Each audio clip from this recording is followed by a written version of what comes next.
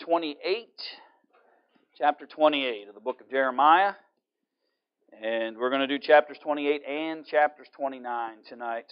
Lord willing, want to move through these two particular chapters and then move on from there in our study together. I did decide, I sat down today and I charted all of the rest of the book, including Lamentations, in terms of what day we're going to do them. So if you'd like a copy, it's back on the table. If you want a copy, it'll tell you which single chapter, which two chapters, and at times which three chapters we may be covering at any given Wednesday or Sunday. And it'll get us all the way through this quarter. I want to finish this. I had to kind of map it because I wanted to finish this study by the end of the quarter. I want to move on to something else in October.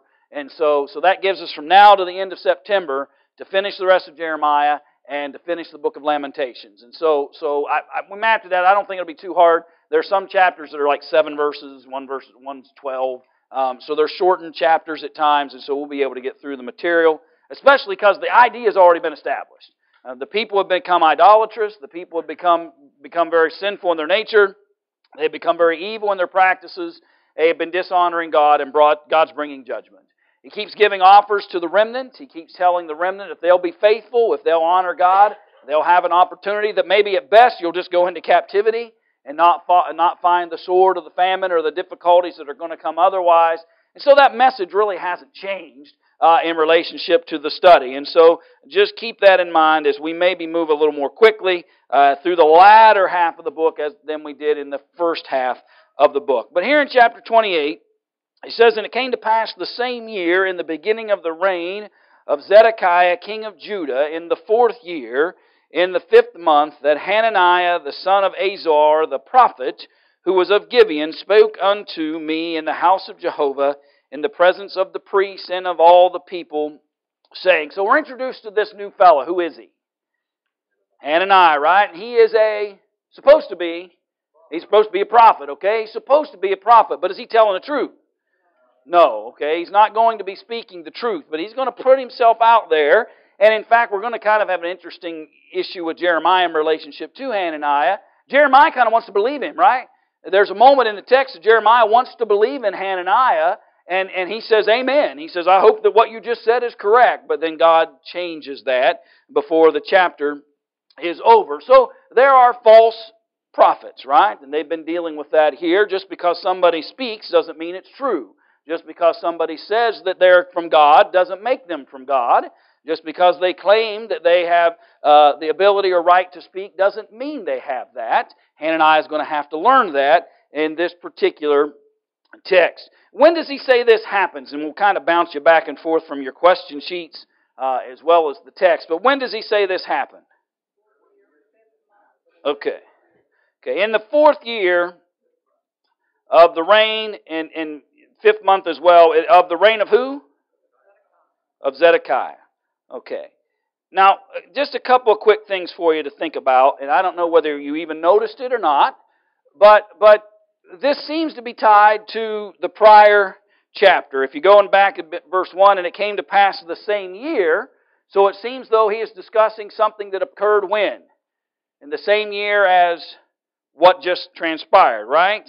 In the beginning of this reign of Zedekiah. The trouble is, if you go back to chapter 27, who got referenced there? That's right. If you go back to chapter 27, in the beginning of the reign of Jehoiakim, the son of Josiah, king of Judah. But now we come to chapter 28, and so either we have jumped around in time, or we've got, actually Zedekiah should have been referenced in verse 1, or what you have is, and I'll find the fancy word for it here in a second, maybe I will. You have what they call interpolated information, which is simply something that was interjected by mistake by the copyist. And they believe that in the beginning, okay, see it there in chapter 27 and verse 1, in the beginning of the reign, and then go to chapter 28 and verse 1. He says, and it came to pass the same year, in the beginning of the reign of Zedekiah, king of Judah. Doesn't it seem odd to say in the beginning of the reign, and then you refer to what? What year of his reign? 4th year. How long did he reign? Total. 11 years total, okay? So if you've got 11 years total and you're in the 4th year, would you consider the 4th year the beginning? Not really. Okay? Not really. Yes?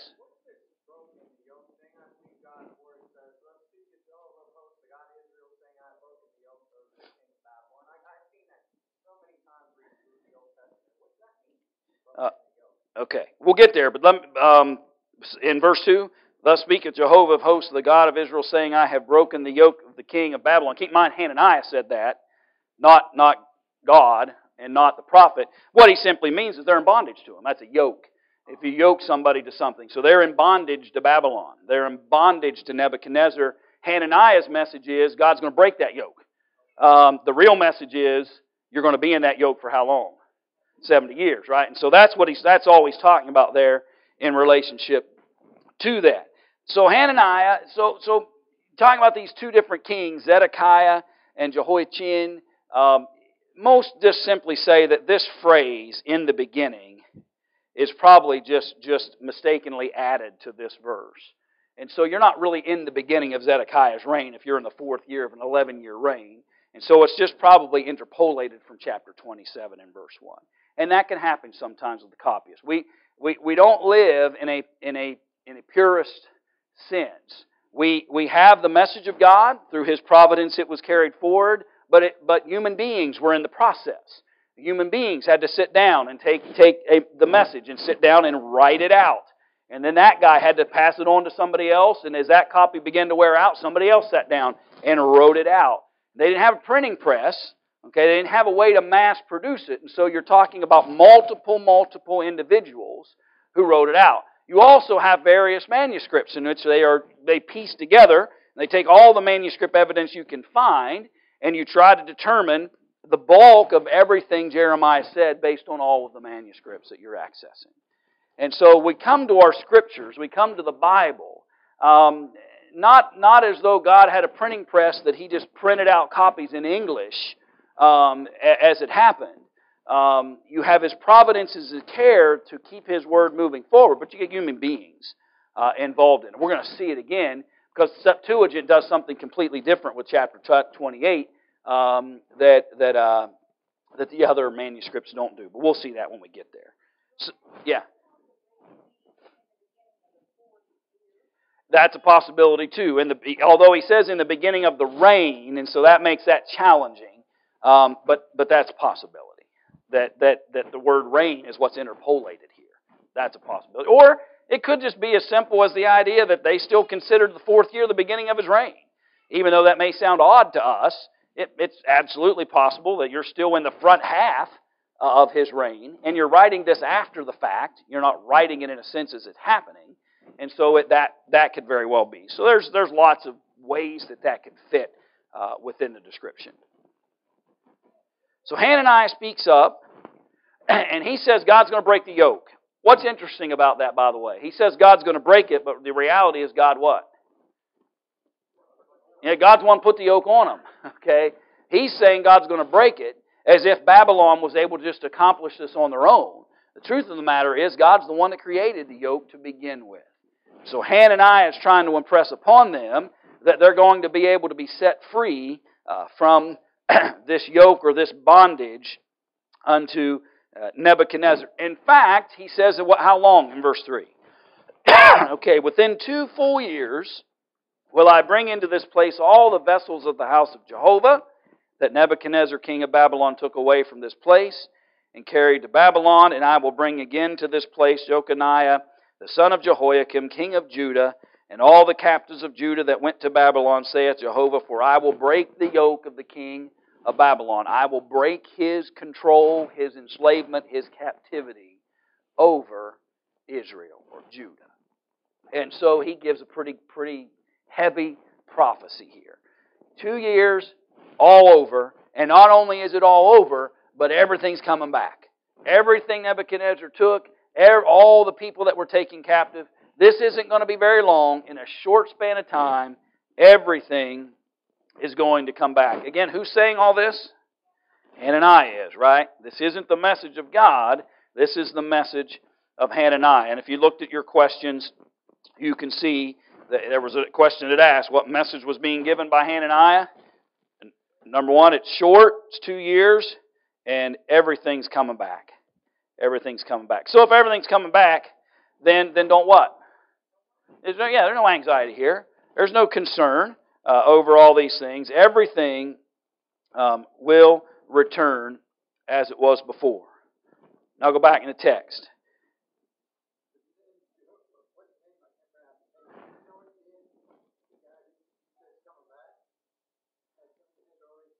Jeconiah?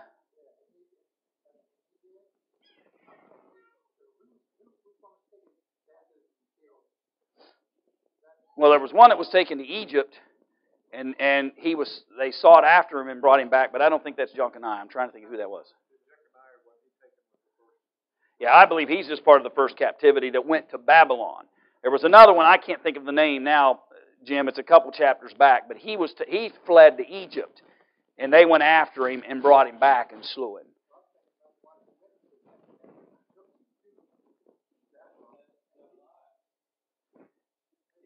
Yeah. I do not know the answer to your question. Yeah, I don't know. I know. I'm like you. I don't know which one. All I know is this is one of those early captives that went back to Babylon and is still being held there among the other princes and the other leaders and the other people among them. So then the prophet, verse 5, Jeremiah says to the prophet Hananiah, in the presence of the priest and in the presence of all the people that stood in the house of Jehovah, even the prophet Jeremiah said what?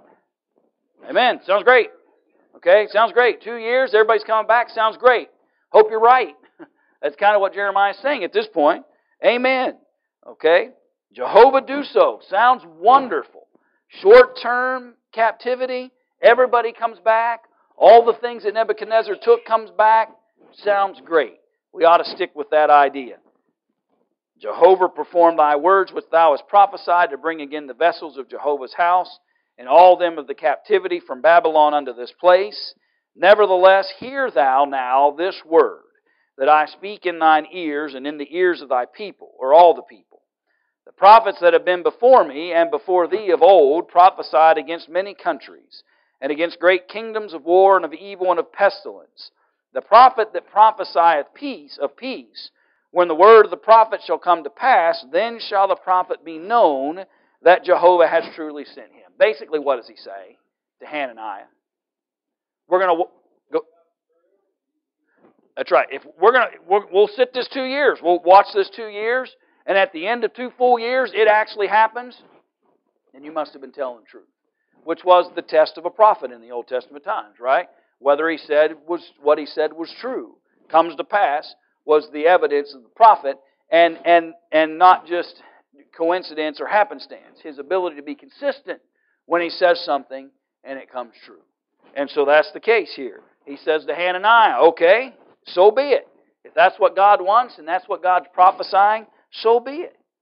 But be sure that you can't just say the words and expect it to happen. If it's God's plan, it'll come to be, and you'll be proven to be the prophet. So what's Hananiah do? Okay, so remember Jeremiah is wearing like this symbol around his neck of the yoke of bondage that Babylon has over God's people. And so Hananiah basically, almost in a violent way, grabs it and rips that off, symbolizing what? Yoke's gone. God's going to break it. Yoke's gone. So in other words, Jeremiah, you can what? Or just quit. You're done. It doesn't matter anymore. You don't need to preach anymore. You don't need to say anything else. You don't need to prophesy anymore. The yoke is broken. Everything is taken care of. There's no difficulties.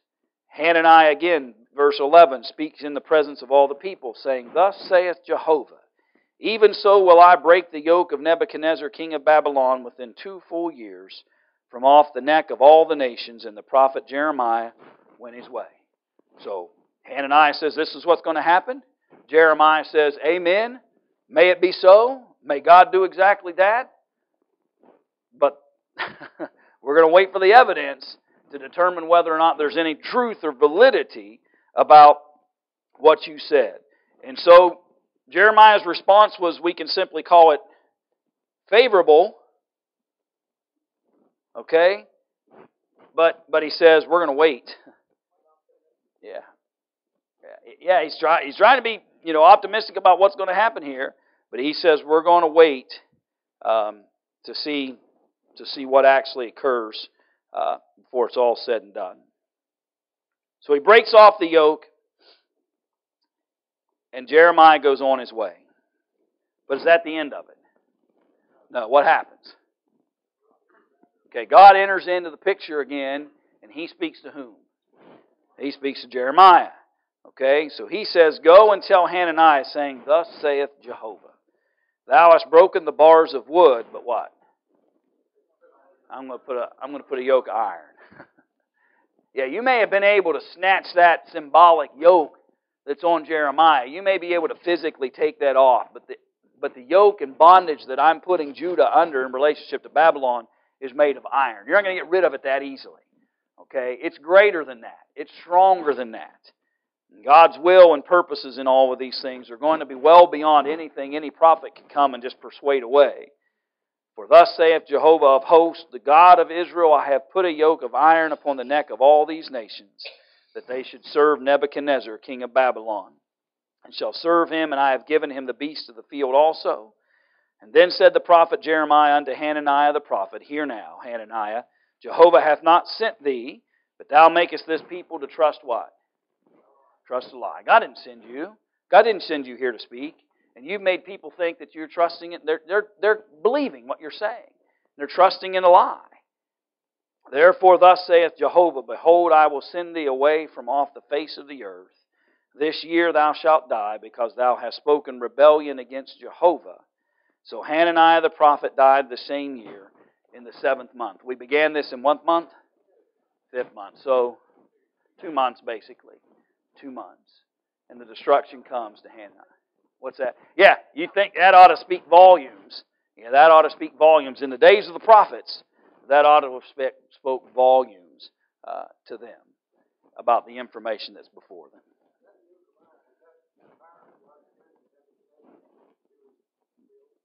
Yeah. I think it's just symbolic of the fact you might be able to break this symbolic yoke but God's yoke and bondage to Nebuchadnezzar is made of iron. You're not just going to get rid of it because you say it's gone. It's too strong because it's God's will and purposes that they've been rejecting. Yeah, absolutely.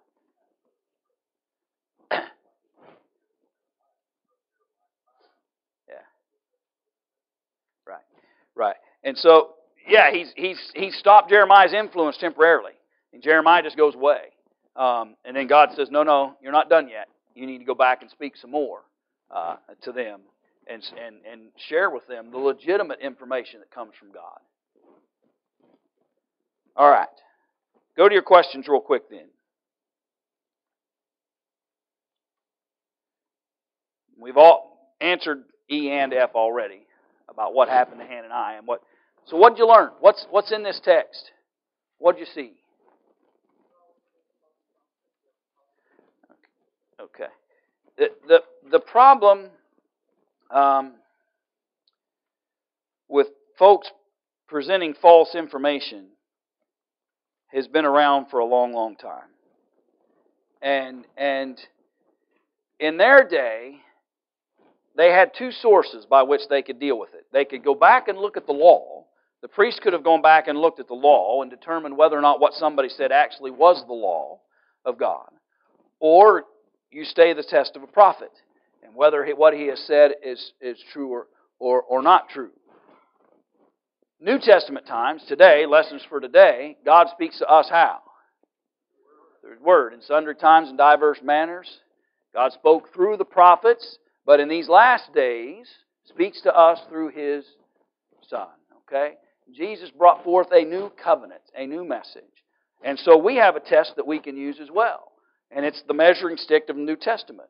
We can take the Scriptures and apply it to what somebody says and determine whether that's right or that's wrong according to the message. We don't need any other information. 1 Corinthians 13 said, if where there are prophecies, they will what?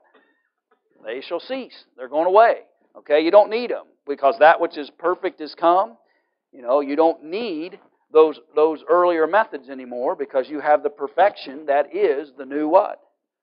The new covenant, the New Testament. Why would you need anything more than what Jesus revealed through His inspired writers? Right? Why would we need more information? So we have a test. They had a test. Their test was to examine whether the prophets' things they said came true. Our test is to put it to the test of Scriptures. To prove all things and hold fast to that which is good. 1 Thessalonians chapter 5. And so, in fact, the Apostle Paul, if you recall, even condemned those who said, if somebody comes, even if an angel told him to come and say something other than what we've already preached, let him be what? Let him be accursed. That was the teachings of the Apostle Paul. You've got the message of Jesus. You've got the message of the gospel. If they come with some other message, then let them be accursed, he said there in Galatians. And so we have a standard by which we can learn from. It's called we call it the New Testament, the New Covenant in Jesus Christ. And so they had to respect the test of a prophet. We have to respect the test of the covenant of Jesus. What else did you see? Yeah. Right. And false prophets sometimes will do all he can to be favorable in the eyes of the people rather than actually say what God has actually taught. Right. One of the other things I noticed about this too is that everybody wants to hear good news. And Jeremiah even wants to hear good news. Jeremiah is excited about hearing good news.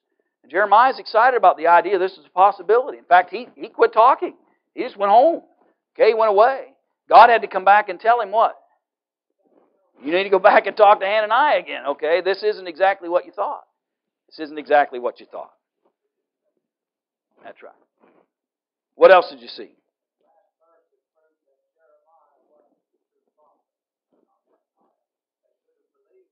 Right. And there had already been enough evidence of that for them to draw conclusions. Go ahead, Mike.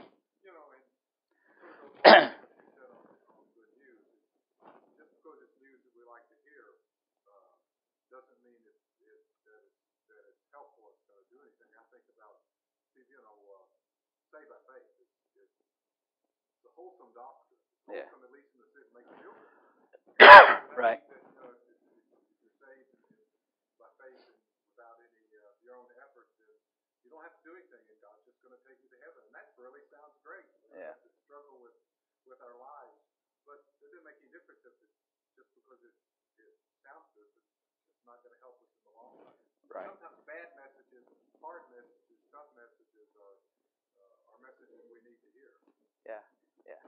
And we can't distinguish between the two. We've got to be willing. If it's the message of God that comes from His from the Word, then it's got to be honored, good or bad, positive or negative.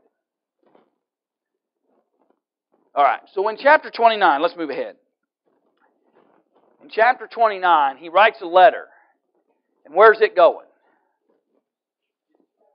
Okay, it's going back into captivity, okay? It's going to the folks who have already been taken captive. And it's far different than the things that he's been saying to those in Judah. It is far, far different than the condemnation that he's been bringing to Judah. And I think you'll see that as we move forward. So it was written to, I believe in some translations it uses the word residue. The residue or the remnant of elders, who else? Priests,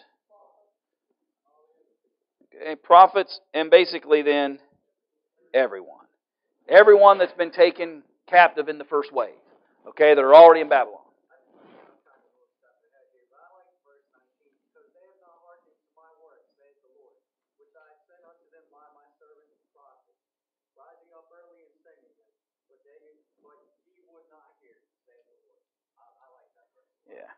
Yeah, and definitely that's the problem of Judah. That's what's going on with them. All right, so let's back up. Verse 1. Go ahead.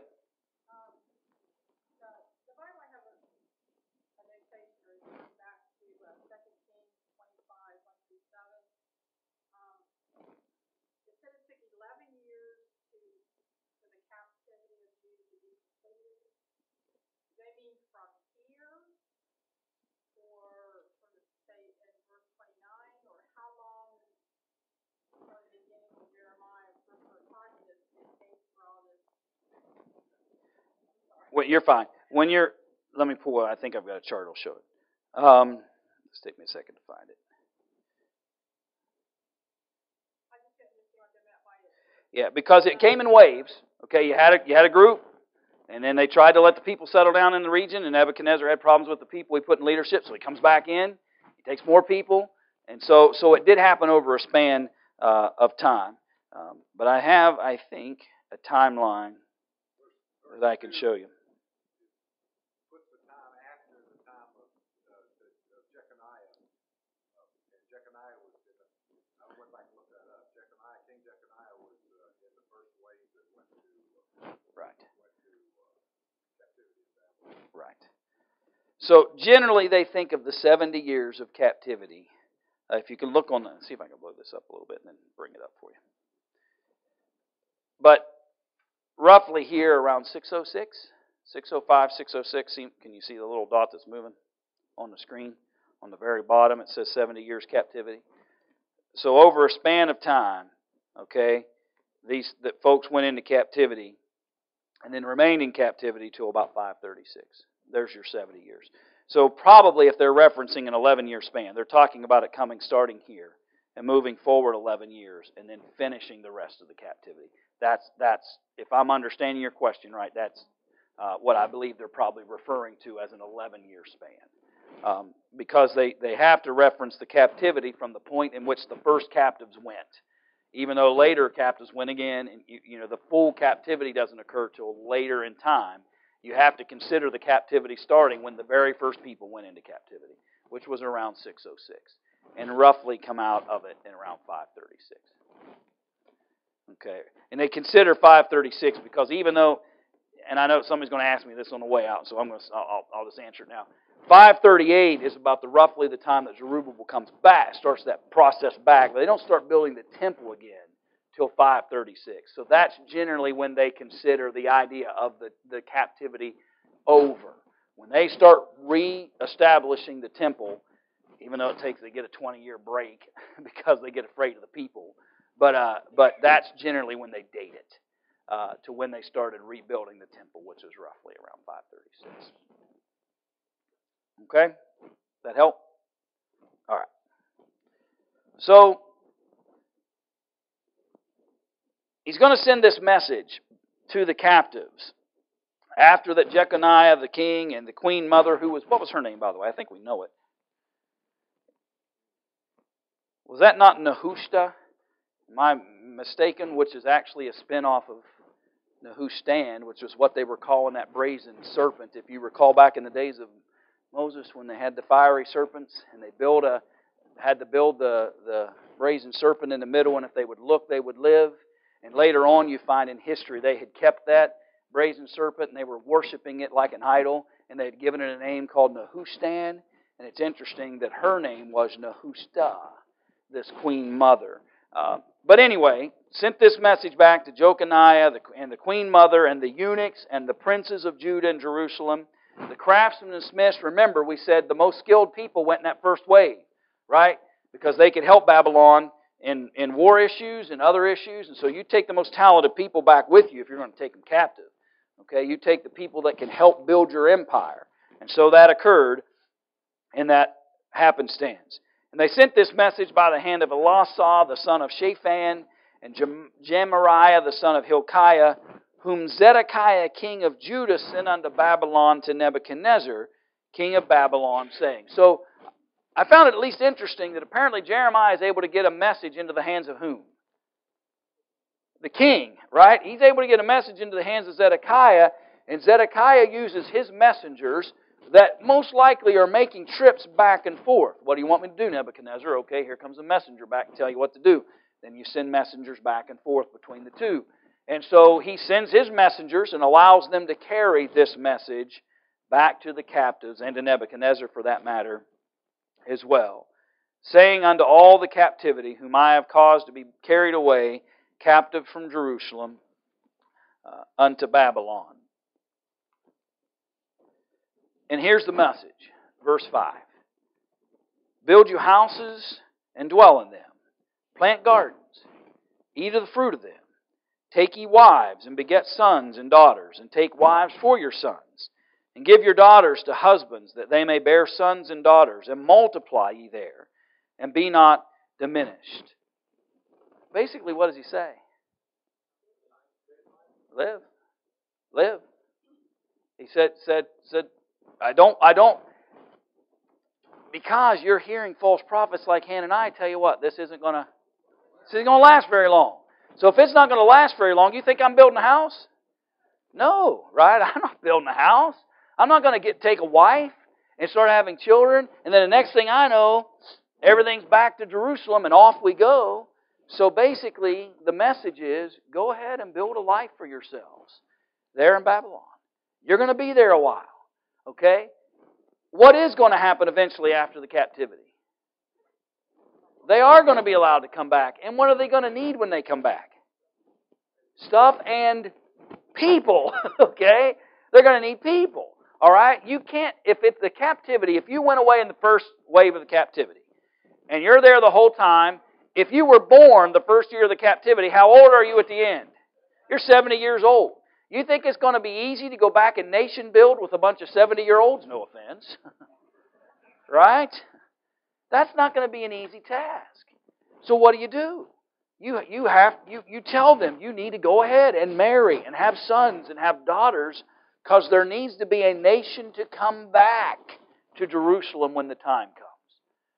This isn't a short-term thing. This is a long-term thing. And so you need to go ahead and build houses and establish yourselves. And then pray for what in verse 7? Peace.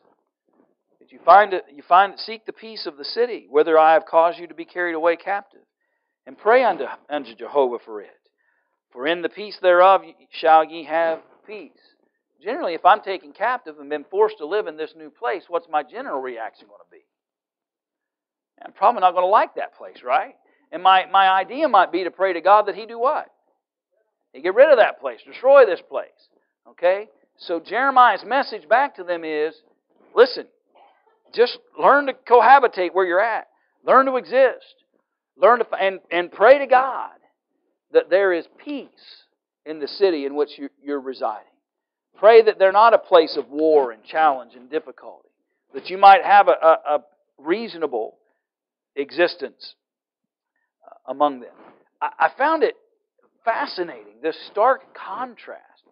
He's telling Judah back home, get ready for what? Sword, famine, pestilence, challenge, problem, judgment.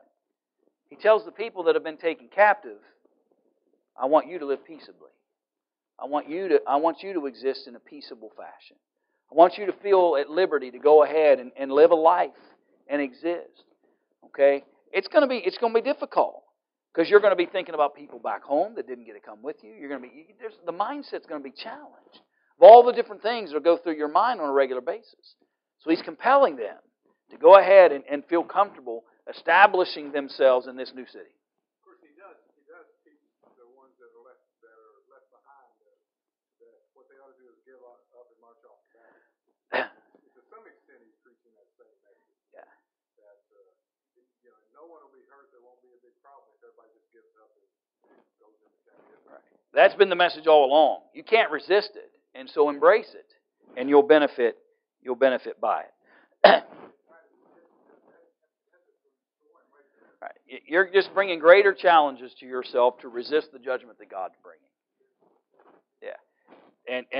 And God says, I don't have to destroy you. You can just go captive and accept that level of punishment and live peaceably in the city that you find yourself in. And after 70 years, I'm going to restore the people. Yeah. So there's a tremendous contrast. It's not all negative what God is saying to them. It's not all bad. Sure, I may not like the idea of having to live outside of Jerusalem or live in a new place or exist in a new place. But He's basically just given me liberty to go ahead and exist and live in peace. Yeah. Apparently they weren't slaves. Yeah, you're not talking about the idea of being forced labor here. This isn't Egypt and God's people. This is a far different kind of circumstance. They're given far different liberties in this environment than you would have had in others. Yeah, right. They eventually become in bondage and hard labor. I understand. You're right. For I know the thoughts that I think toward you, saith Jehovah, thoughts of peace and not evil, to give you hope in your latter end. There are two messages here, and they're both equally as important. One is a message of peace. And they're both from God. One's a message of peace and hope. Another's a message of challenge and destruction and judgment. And the only thing that's different between the two is how I receive it. If I embrace what God has said, if I don't resist what He's telling me to do, then peace and hope exist for me. If I resist and keep trying to fight and keep trying to resist Nebuchadnezzar and keep trying to fight Babylon, then the judgment just gets more severe and more severe every step we go. So it's a twofold message. Don't think that this message is only about destruction. This message isn't only about destruction. This message isn't only about the harm that God's going to bring. The words are pretty clear.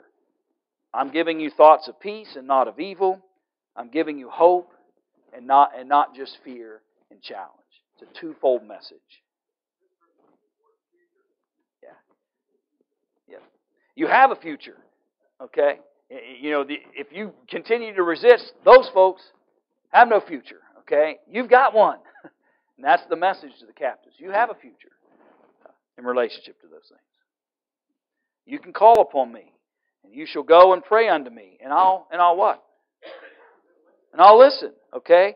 That wasn't necessarily the message, okay, that others had heard. They were told God's done what?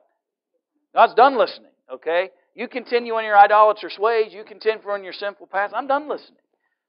Okay? Completely different here to those who have been taken captive in this first way. It's no wonder that Daniel does what during this period? Every day.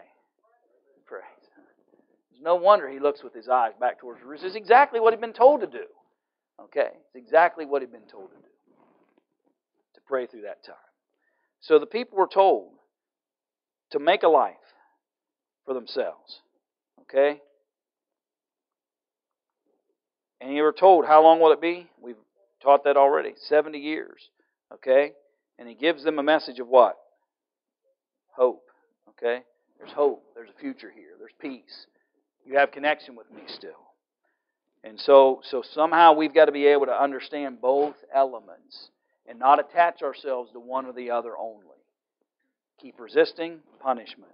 Embrace what God has in store. Hope, peace, and benefit come.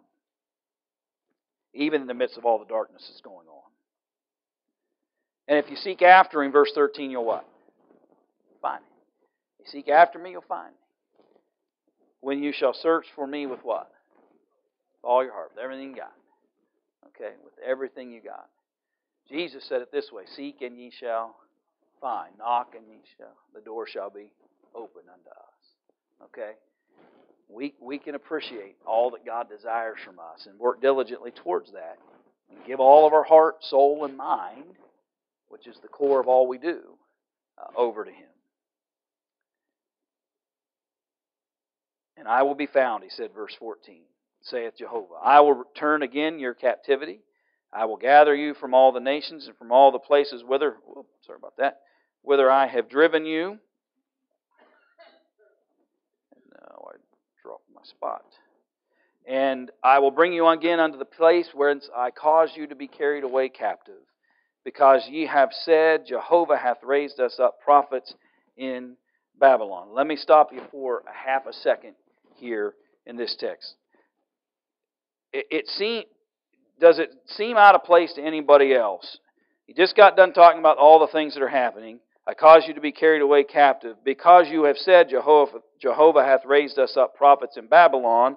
Thus saith Jehovah concerning the king that sitteth upon the throne of David, and concerning all the people that dwell in this city, our brethren that are not gone forth with you into captivity. I don't know what it connects it to here. The Septuagint shows verse 15 in between verses 20 and 21. Okay? So you've got a manuscript and you've got a choice to make. You're reading from one set of manuscripts and they show verse 15 in the spot that it's in. Septuagint shows it in the between verses 20 and 21. Again, that's one of those things we have to recognize, that men sat down, uninspired men, not men that were being told by God what to write, but who are reading from manuscripts from prior writers and are having to determine which of these manuscripts and how they're going to fit. If you omit verse 15, okay, and he says at the end of verse 14, whence I cause you to be carried away captive, thus saith Jehovah concerning the king that sitteth upon the throne of David, and concerning all the people that dwell in this city, our brethren that are not gone forth with you into captivity, thus saith Jehovah of hosts, behold, I will send upon them the sword, the famine, and the pestilence, and will make them like vile figs that cannot be beaten. They are so bad. Here's the transitional moment, okay? Not that they're saying that. Okay, verse 15 implies that this is something that they have said. But the idea here is that here's the transition.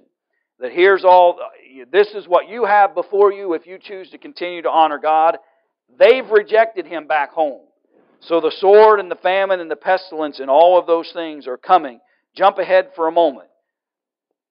Hear ye, verse 20, therefore the word of Jehovah, all ye of the captivity, whom I have sent away from Jerusalem to Babylon, add verse 15, because you have said, Jehovah hath raised us up prophets in Babylon, thus saith Jehovah of hosts, the God of Israel, concerning Ahab, the son of Kaliah.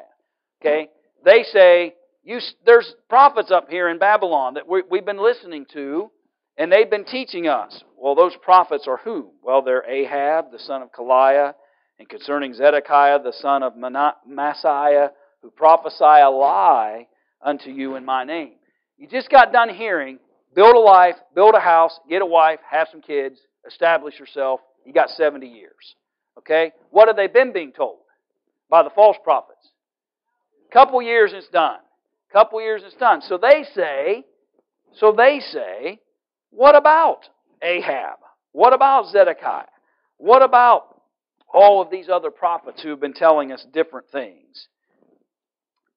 And what's he say? I will deliver them into the hand of Nebuchadnezzar, king of Babylon, and he shall slay them before your eyes. So, either way, okay, the manuscripts show it both directions. Some manuscripts show it verse 15, right in its spot, before verse 16. The Septuagint shows it between verses 20 and 21. To me, it makes a better connection between 20 and 21 because it connects it to those false prophets that they're complaining about. And saying, hey, all these guys came along and said, here's all the things that are going to happen. What about them? And God says, I'm going to send Nebuchadnezzar to take care of them. That's what's going to happen to them. That's just one of those challenges sometimes when you're dealing with translation, you're dealing with original languages, translation, and scholars who sat down to write down on a page. And those are just reality things that happen in translations because not all the manuscripts match exactly in their order, though the message never really changes. You can put verse 15 anywhere you want. It doesn't change the message, does it? You can put it anywhere you want. It doesn't change the message that's happening here because it's just a very simple statement of somebody, who's saying this. Verse 21. So all those things are going to happen. Verse 22, I should say. And of them thou shalt be taken up accursed by all the captives of Judah that are in Babylon, saying, Jehovah make thee like Zedekiah and like Ahab, whom the king of Babylon roasted in the fire. We're going to see that later, are we not, in relationship to Nebuchadnezzar? He's known for his fires, right? And his furnaces and the way he uses them. Well, these folks are going to become a symbol, okay?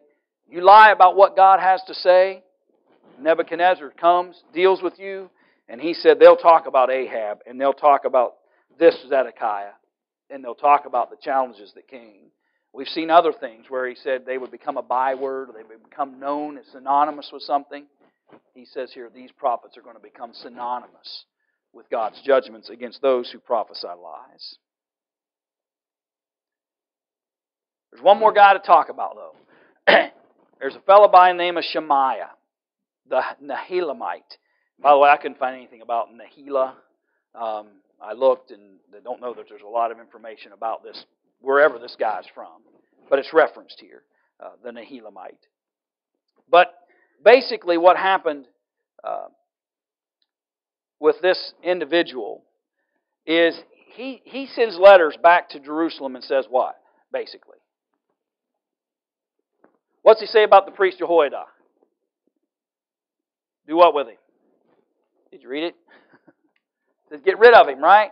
He sends a letter back and says, get rid of Jehoiada and stop listening to who? Jeremiah, okay? Stop listening to Jeremiah, okay? Stop paying attention to Jehoiada, the priest, that there be officers in the house of Jehovah, verse 26, and maketh himself a prophet, thou shouldest put him in the stocks and in the shackles. Now therefore, why hast thou not rebuked Jeremiah of Anathoth, who maketh himself a prophet to you? He basically writes a letter and says, listen, you guys need to deal with it. We're out here presenting a message of a 2 years and done, and we've got guys like Jeremiah who keep fouling that up by sending messages that we're going to be in 70 years. You guys should have been dealing with him. That's what he writes back.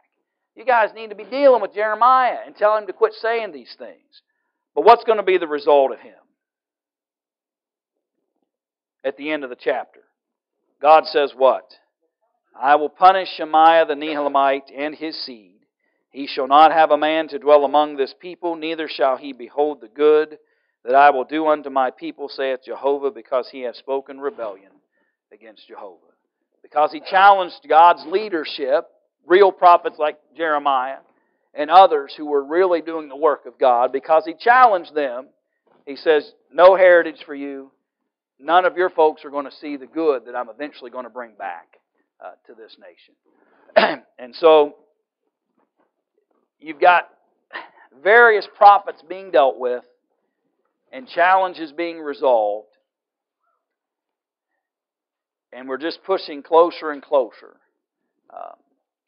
to recognition of all that God is going to bring forth, both for those who are captive and those who remain in Jerusalem. Okay, we'll start again then on Sunday, Lord willing, in chapter 30.